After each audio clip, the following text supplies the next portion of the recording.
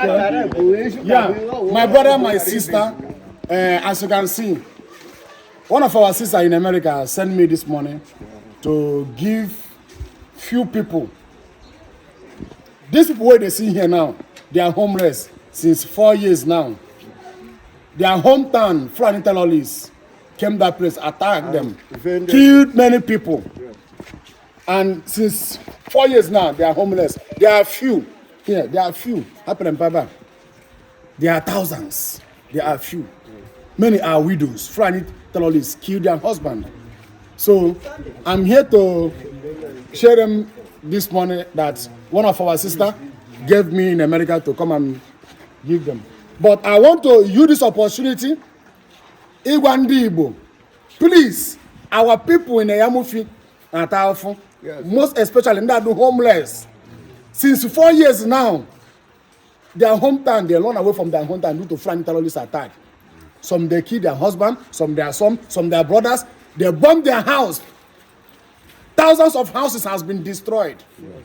Thousands of houses, and nobody even care to come to compensate, just to compensate them, give them food, give them money, nothing. Or can do abandon.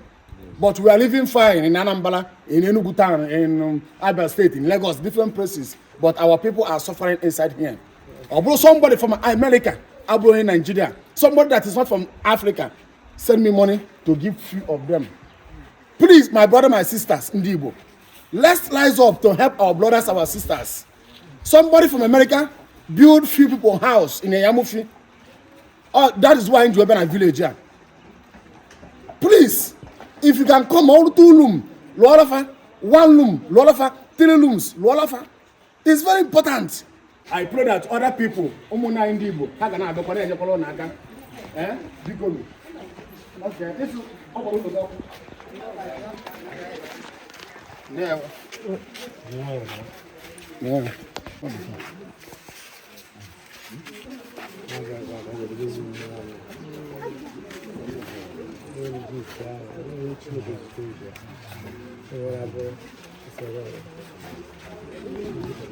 Oh, Papa. Okay. Okay. I'm coming. Okay. Papa. Since how many years now? 5 years. 5 years now. Yes. The man is homeless, yes. Old man. Yes, sir. And nobody is even care to giving them food. Honestly. People are suffering in this place. Please, they're born his house. They burn his house. The papa, old man, is homeless and nobody care.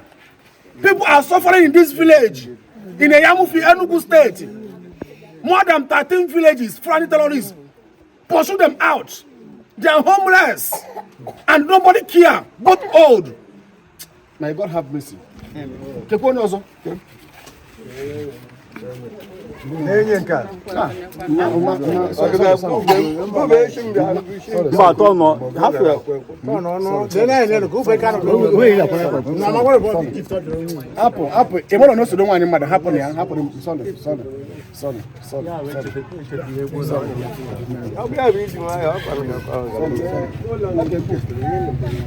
Okay, they kill your husband. Fulani terrorists kill your husband. Yes. There are many,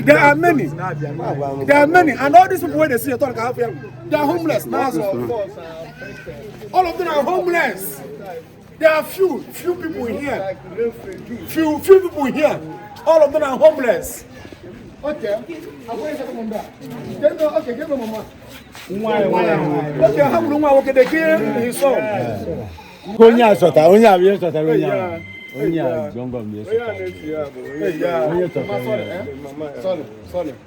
Sorry. Okay, 10 dozen. Okay. All of us are if you know how much can you don't do hey, what I am 20% money. Some of my mother is at give it to your parents. Where are your parents? Okay, you all of them are homeless.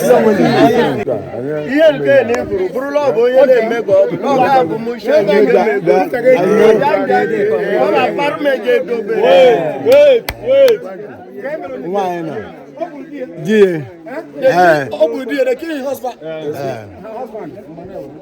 Just, I pray that other people will come to help.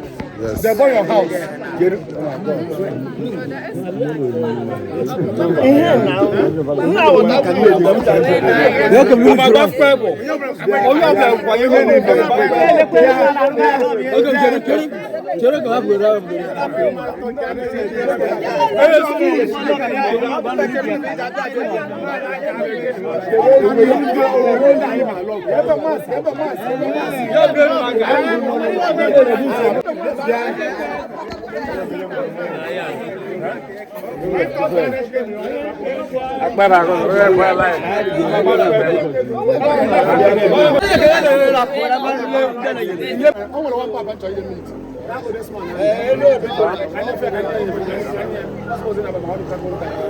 So because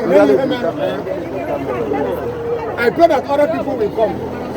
Please, make una manage this one. I don't give all of them, and all of them are homeless. I don't give all of them. I give few people. Because I pray that others will come. Others must come.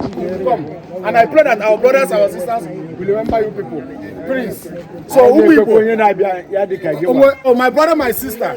So I'm about to go. Please. Piano in Enugu State to help our brothers, our sisters that are homeless. There are thousands in numbers. There are few here. Please, they are suffering. Their home, their houses, their business, everything has been burned down by the terrorists.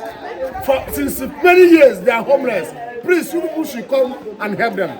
Thank you. On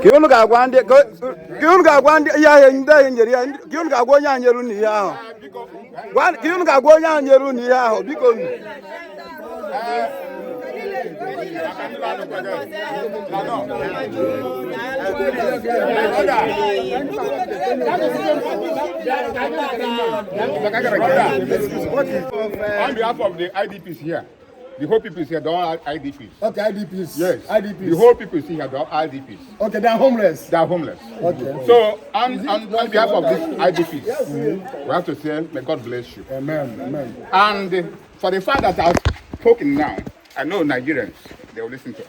Amen. We are suffering for a long time. This is about 5 years or 4 years now. We are just homeless. We don't cultivate again. Even 2 years ago, we tried to cultivate and they killed some people there. Even my own cousin, because I have a eye problem and my own cousin who have been taking care of me, they killed him. They killed him? Yes. The person that is taking care of me, my cousin is taking care of me. They killed him. It's not January 5th.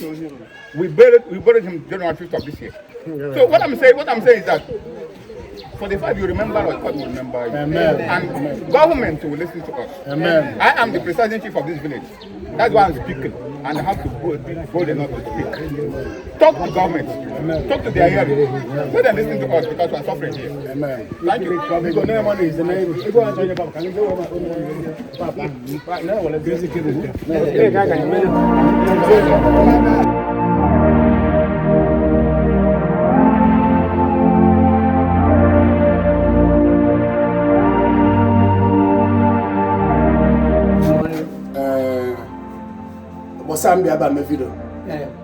So somebody send him ego.